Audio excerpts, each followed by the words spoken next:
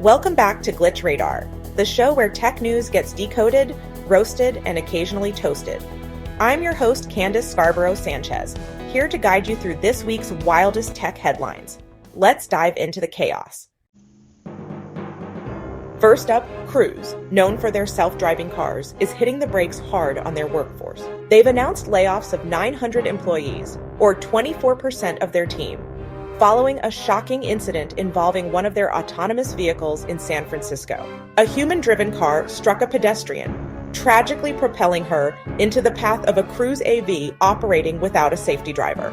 The self-driving car didn't stop in time and dragged the pedestrian approximately 20 feet before coming to a halt.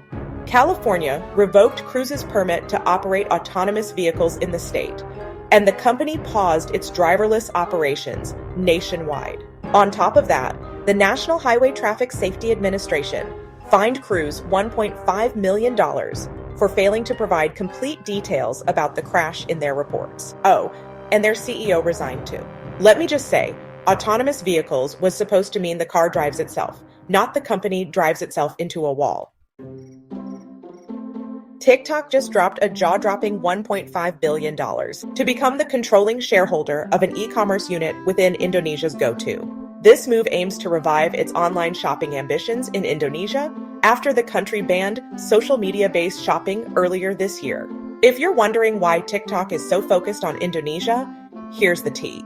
Indonesia is Southeast Asia's largest e-commerce market, and TikTok wants a piece of that massive pie. By investing in GoTo, TikTok is pivoting to work within the country's regulations, while also doubling down on its vision to dominate the social commerce space globally. Imagine scrolling through dance videos and suddenly buying a blender in the same app. TikTok isn't just teaching us how to bake feta pasta. Now it wants to sell us the ingredients, the cookware, and maybe even the dinner table. At this rate, TikTok's algorithm will know when we're hungry before we do. Security experts at Lookout have revealed a surprising twist in the mobile threat landscape for 2024. iOS devices are more likely to be targeted by phishing attacks than Android devices. iOS saw an 18.4% attack rate in the third quarter of this year, compared to just 11.4% for Android. Wait a minute, aren't iPhones supposed to be the Fort Knox of smartphones? Turns out not so much. Phishing attacks exploit human behavior more than technical vulnerabilities, and iPhone users are just as click-happy as the rest of us. But why the higher rate on iOS? Some experts speculate it's because Apple users tend to trust the ecosystem's perceived security, making them less cautious about clicking links. Also, Apple's unified design for emails and web pages means phishing emails often look just as polished as legitimate ones, making it easier for bad actors to trick users. So, whether you're Team Apple or Android, remember this rule. If it looks too good to be true, it probably is. Stay sharp, folks. Hackers are watching. Next up, Google is cleaning house, folks. And if you haven't logged into your old Gmail in the last 2 years, it might be gone for good. Starting soon, inactive accounts, along with all their emails, photos, and documents, will be deleted as part of Google's new security-focused policy. Google says inactive accounts are 10 times more likely to lack two-step verification, making them prime targets for hackers. These accounts could be weaponized for spam, phishing, or even more serious attacks. So really, it's less of a spring cleaning and more of a cybersecurity lockdown. If you haven't touched that account since you were trying to crack the code to your high school locker, it's time to let it go. Pro tip, if you want to keep an account alive, just log in. Even a quick check is enough to reset the clock. Speaking of Google, they're finally following Apple's lead by working on a Hide My Email feature.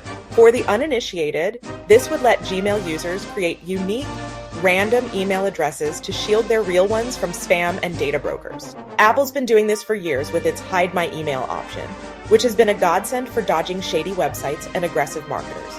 And now, Google seems to be saying, hey, that's a pretty good idea. Let's copy that.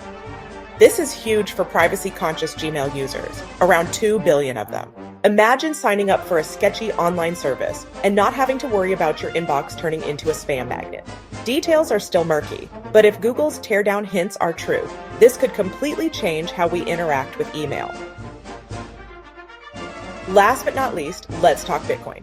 The cryptocurrency has hit a record high, smashing through the $90,000 mark and pushing the total value of digital assets past a staggering $3.2 trillion. And who's celebrating the loudest? The crypto billionaires. According to Forbes, the top 11 crypto moguls added $38 billion to their fortunes this year alone, with a whopping $24 billion of that coming after September 1st. But let's get real. Bitcoin's sky-high valuation is great for the whales, but what about the rest of us? Sure, it might make you reconsider that dusty Coinbase account, but crypto is still as volatile as ever. Today's $90,000 might be tomorrow's $50,000 or $10,000. For now, though, Bitcoin's partying like it's 1999 or maybe $29.99. Just remember, don't invest more than you're willing to lose, unless you enjoy checking your portfolio with a side of heart palpitations. That's it for this week's Glitch Radar. If you love the show, don't forget to like, subscribe, and share it with your favorite techie friends. Remember, stay curious, stay critical, and for the love of tech, don't click on phishing links. Catch you next week.